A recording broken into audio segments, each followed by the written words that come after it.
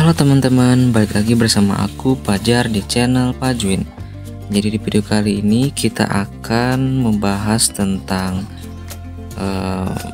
tugas atau soal-soal yang berhubungan dengan logika matematika. Di sini saya menggunakan referensi dari evaluasi 1.1 buku matematika kelas 2 SMA gitu ya. Dari penerbitnya adalah Ramawidya ya. Nah, di sana ada beberapa materi di kelas 11 gitu ya. Dan salah satunya logika matematika. Nah, ini mungkin saya langsung ke soal nomor 2 ya. Oke, mungkin saya akan bacakan dulu. Nyatakan kalimat-kalimat berikut termasuk pernyataan atau kalimat terbuka. Jika pernyataan, tentukan nilai kebenarannya. Oke, sebelum itu mungkin saya akan menjelaskan apa itu pernyataan dan apa itu kalimat terbuka, dan juga kalimat yang bukan keduanya, teman-teman ya. Oke, jadi kalimat pernyataan itu atau kalimat tertutup itu adalah kalimat yang memiliki nilai benar saja atau salah saja, dan tidak sekaligus keduanya, benar dan salah, tidak ya. Jadi maksudnya apa? Maksudnya gini, kita punya kalimat, misalkan ya, kalimatnya itu seperti ini teman-teman ya. Misalkan Unpad ya, Unpad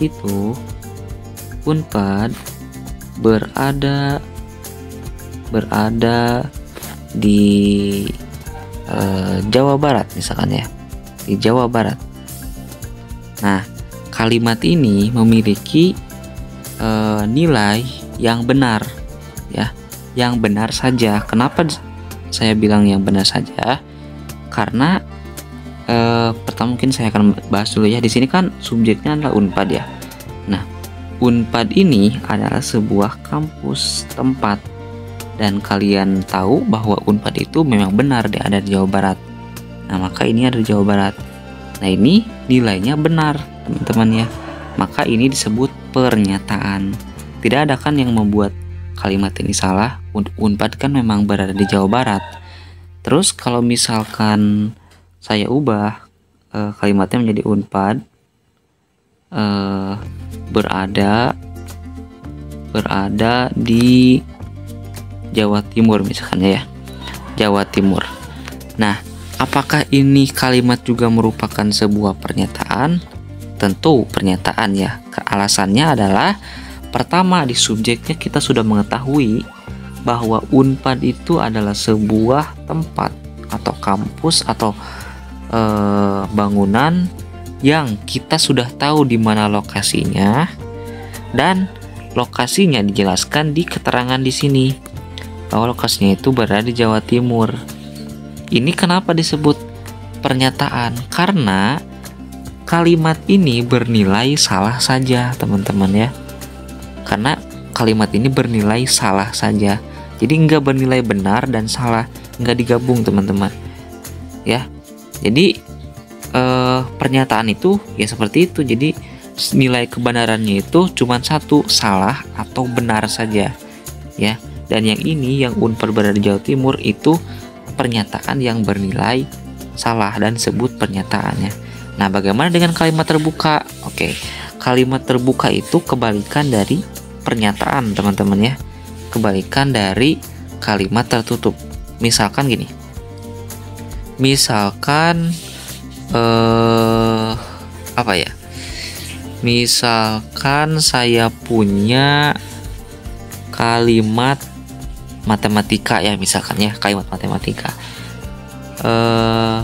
yang berbunyi kalau X ditambah 1 itu sama dengan 0.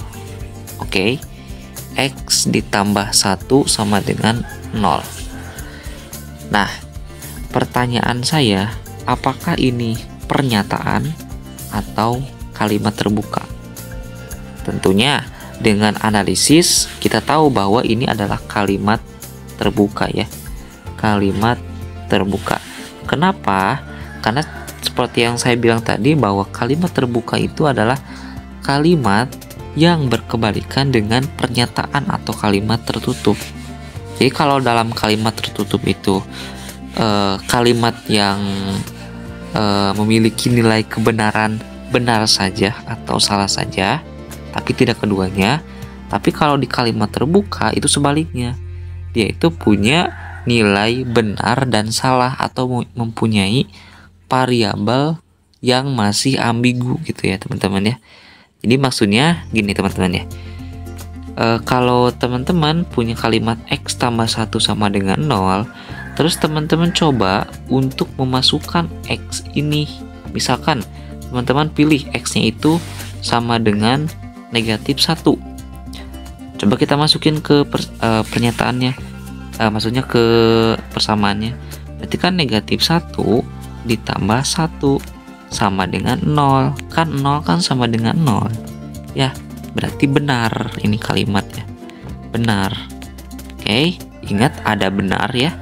Satu lagi teman-teman, karena kita nggak tahu si X-nya itu angkanya itu berapa, maka kita bisa pilih sembarang apapun, misalkan mau 0, mau 1 juta, mau minus 1 juta, mau berapapun. Nah misalkan saya coba untuk mengambil X nya itu sama dengan 0. Kalau X sama dengan 0 terus kita masukin ke persamaan ini, maka hasilnya adalah 0 ditambah ini tambah 1 sama dengan 1. Dan 1 ini kan harus sama dengan 0 ya, dan 1 tidak sama dengan 0 ya. Berarti kalimat ini bernilai salah. Nah, coba perhatikan teman-teman ya, bahwa dalam pernyataan atau dalam kalimat matematika ini ada dua nilai kebenaran. Dia bernilai benar saat X sama dengan negatif 1 dan bernilai salah saat X-nya itu 0. Oke, berarti dia punya dua nilai kebenaran dalam satu kalimat. Berarti kesimpulannya adalah kalimat X tambah 1 itu sama dengan 0 adalah kalimat terbuka. Oke, sampai sini mengerti ya?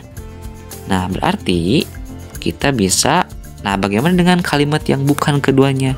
Kalimat yang bukan keduanya biasanya adalah kalimat yang berbentuk tanda tanya, kalimat tanya maksudnya ya. Kalimat tanya yang ditandai biasanya itu dengan tanda tanya dan kalimat perintah ya. Kalimat perintah yang biasa ditandai dengan tanda seru ya biasanya ya pada umumnya.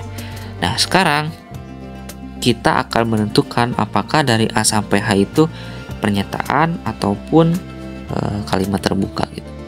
Nah oke, untuk yang A ya, yang A itu 111 adalah bilangan prima. Oke, kita tahu 111 itu adalah sebuah angka, dan kita tahu bilangan prima itu adalah bilangan yang punya dua faktor. Artinya apa? Artinya kalau misalkan bilangan prima itu hanya habis dibagi oleh 1 dan bilangan itu sendiri. Maksudnya gini, kan kita tahu bahwa 5 itu kan bilangan prima, dan artinya dia punya dua faktor, 1 dan 5. Kalau kita bagi dengan 1 ya, dengan 1 berarti 5 sisanya 0. Oke, satu lagi, kalau misalkan 5 nya kita bagi dengan 5 pakai yang ini tadi, ini 1, ini 5, ini 0, hasil sisanya 0. Kalau kita bagi 5 itu dengan selain dari 1 dan 5 dan jawabannya itu bukan 0, maka benar 5 itu adalah bilangan prima. Oke, 5 kita bagi dengan misalkan 2. Ini kan 2, ini 4, ini 1. Oke, nggak bisa ya. Begitupun dengan 3 dan 4. Maka dari itu 5 itu adalah bilangan prima. Itu teman-teman ya. Jadi pada intinya bilangan prima itu adalah bilangan yang punya dua faktor, dan faktor itu artinya membagi habis bilangan itu sendiri. Arti dari membagi habis adalah sisa dari pembagiannya 0. Oke. Nah, sekarang apakah satu-satu bilangan prima?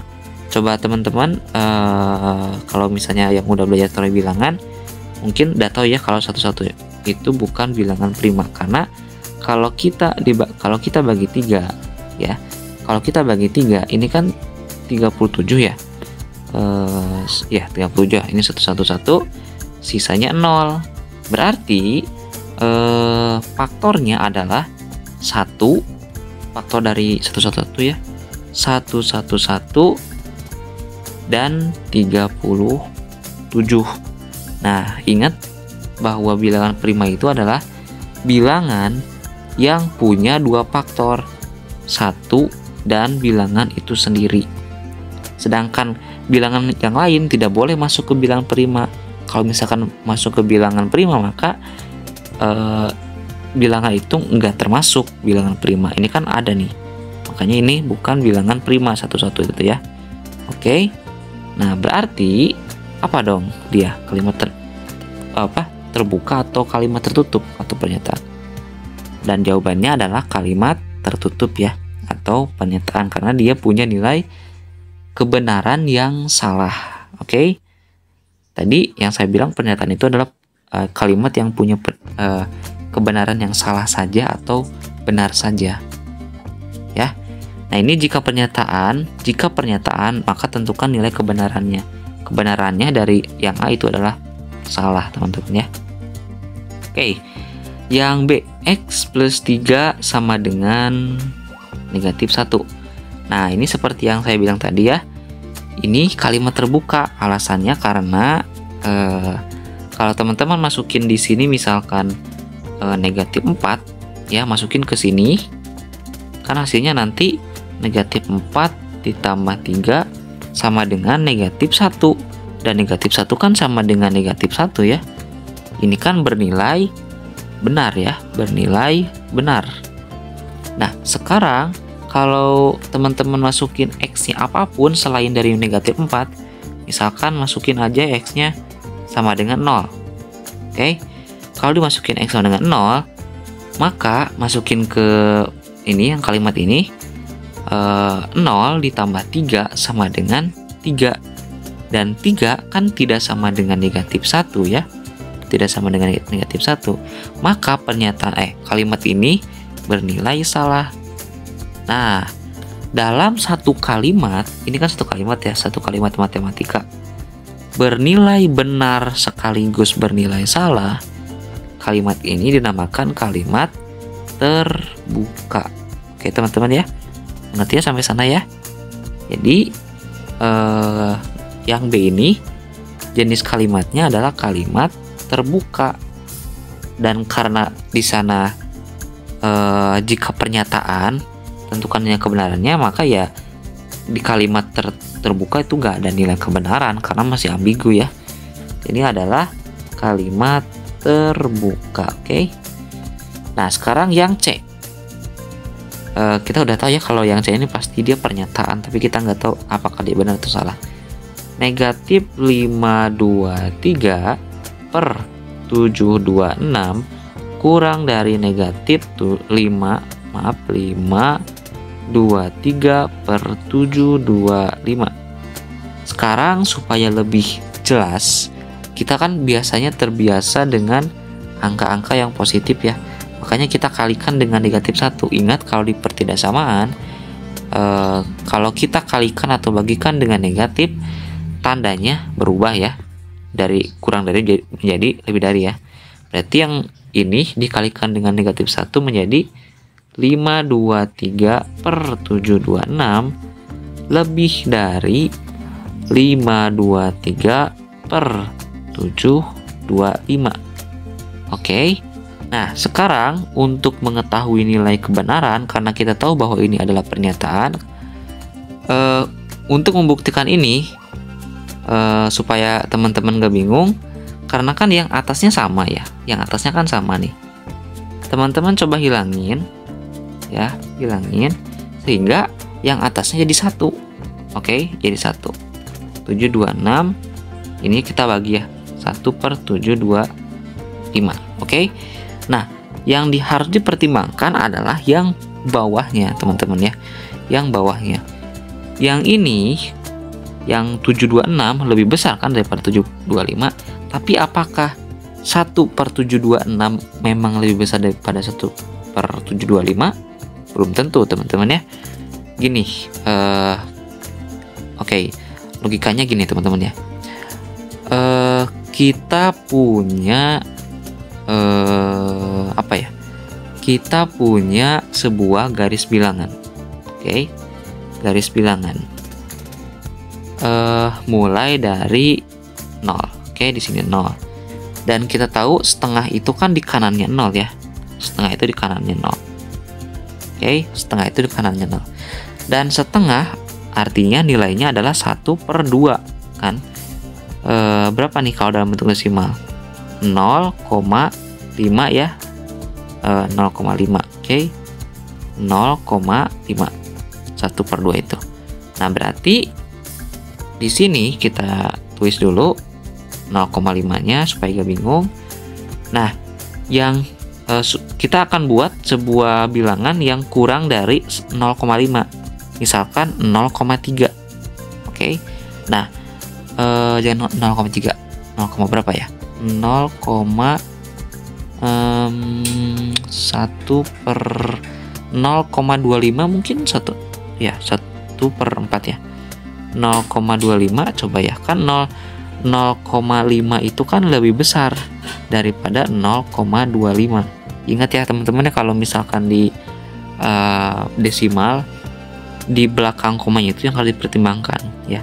Ini kan di belakang koma pertamanya itu 5, ini 2 ya, berarti kan 5 kan lebih besar daripada 2 ya. Makanya ini 0,5 lebih besar daripada 0,25 ya. Oke. Nah, berarti 0,25 itu ada di kiri setengah di sini ya. 0,25 itu. Nah, sekarang 0,25 itu dalam bentuk pecahan berapa? Oke, 0,25 itu kita bentukin pecahan. Berarti yang ini yang koma ini geser ke kanan sebanyak 2 ya. 1, 2 supaya nggak koma lagi. Berarti kalau misalkan bergeraknya ke kanan 2, berarti kita bagi dengan 100 karena nolnya kan 2 ke 100 ya. Berarti 25/100. Oke. Sekarang kita bagi dengan 25 ke dua atas dan bawah gitu ya. Berarti yang atas 1, yang bawah 4. Nah, berarti 0,25 itu sama dengan 1/4. Dan kita punya fakta bahwa di sini 0, di sini 1/4. Oke, 1/4. Di sini 1/4, di sini 1/2. Nah, teman-teman, perhatikan bawahnya ya. Semakin ya, kalau yang atasnya sama, ini kan sama nih, sama. Oke. Kalau yang atasnya sama, semakin besar bawahnya, maka akan semakin kecil. Ya.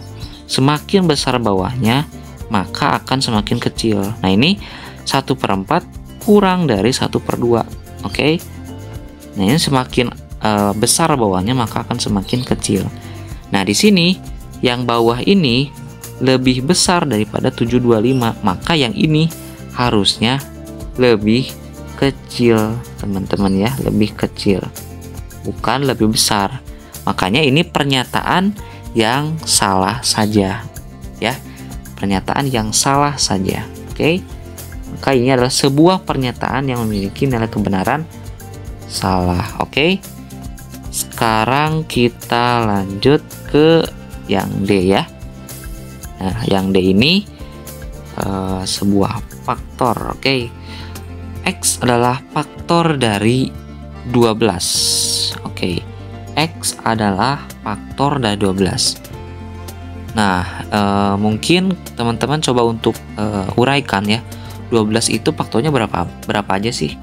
12 itu kan faktornya adalah 1, 2, 3, 4, 6, 12. Nah, kenapa saya bilang gini?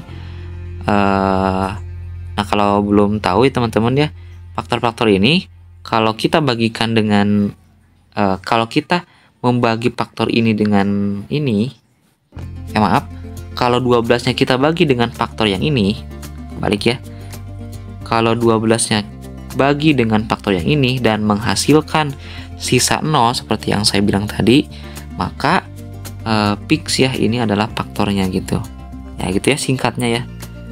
Jadi coba ya, 12 bagi 4. Ini kan 3 ya, 12 sisa 0. Nah, karena sisa 0 berarti 4 itu adalah faktornya gitu. Ya kira-kira teman-teman ya.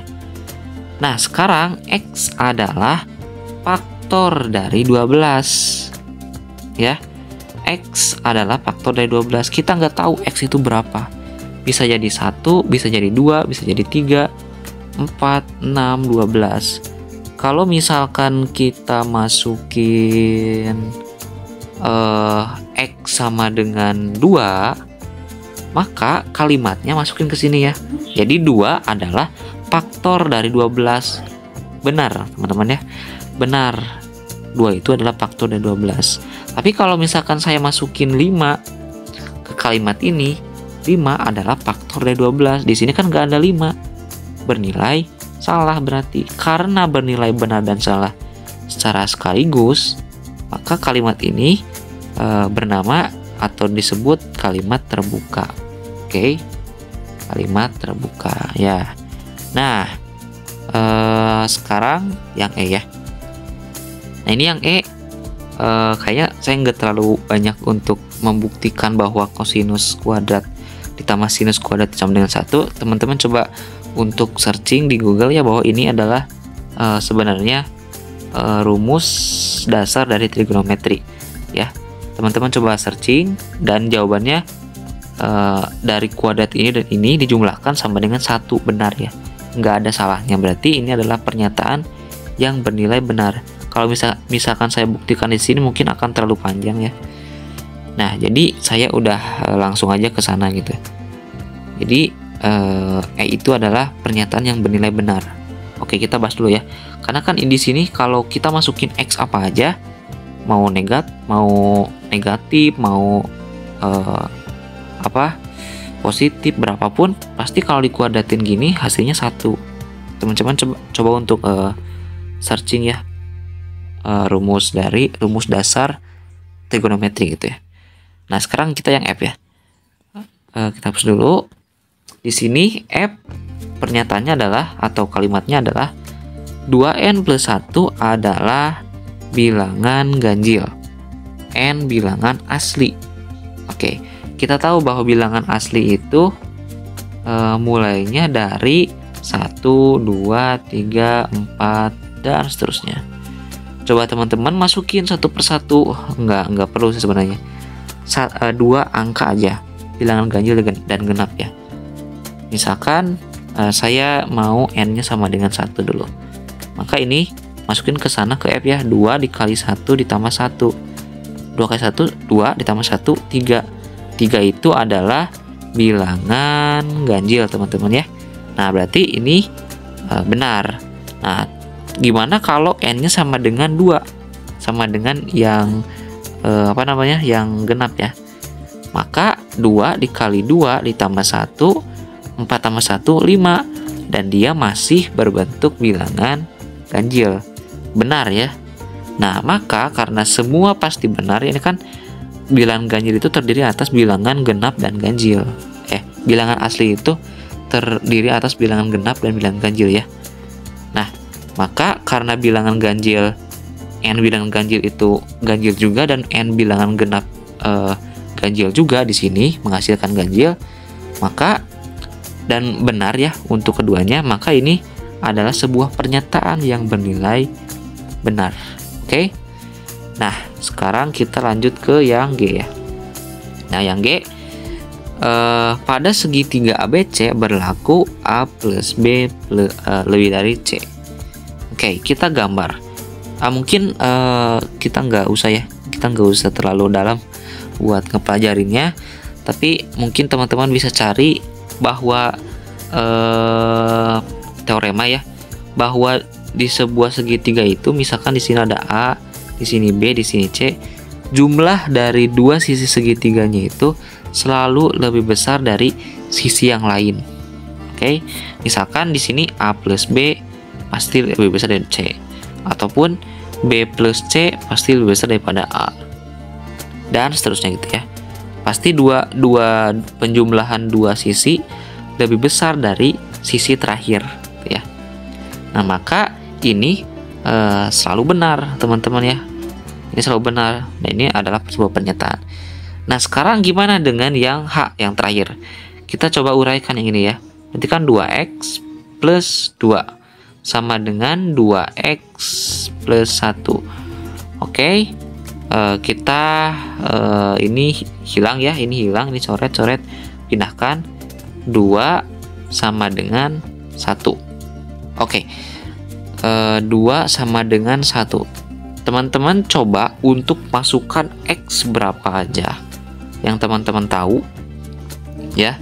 Ini kan x nya kita nggak tahu. X sama dengan misalkan 5.000 ya, 5.000. Nanti teman-teman bakal akan menghasilkan kalimat yang seperti ini, 2 sama dengan 1. Dan ini kan kalimat yang salah ya.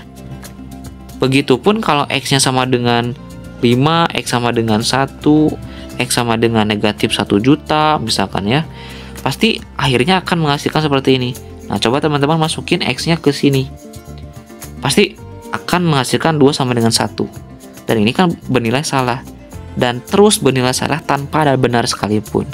Karena bernilai salah saja, maka ini disebut pernyataan yang bernilai salah.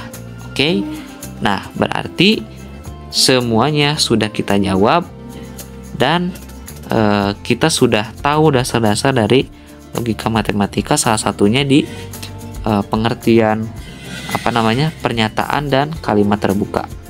Oke, mungkin untuk video kali ini dicukupkan. Apabila ada pertanyaan, komentar dan lain-lain, silakan kalian cantumkan di kolom komentar. Apabila ada pengiriman soal, silakan kalian kirimkan melalui nomor WhatsApp yang saya cantumkan di komunitas YouTube saya, ataupun kirimkan ke email yang ada di bio dan Instagram gitu ya, di pajwin_123. Nah, itu platform-platform yang dapat kalian akses untuk mengirim soal kepada saya gitu ya. Ya, mungkin untuk video kali ini saya cukupkan. Ya, jangan lupa untuk share, subscribe, dan like. Sampai jumpa di video selanjutnya.